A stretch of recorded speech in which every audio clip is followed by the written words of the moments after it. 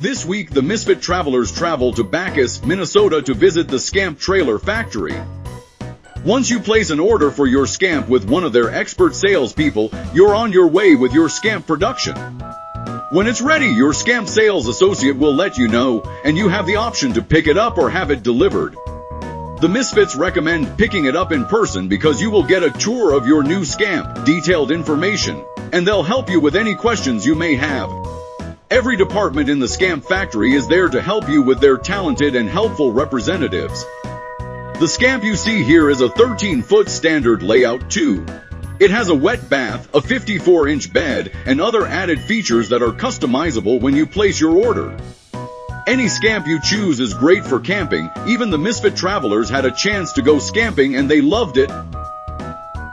The Misfits think if you are interested in getting a new trailer, to definitely look into getting a new Scamp for your next travels. Just visit the Scamp website for contact info.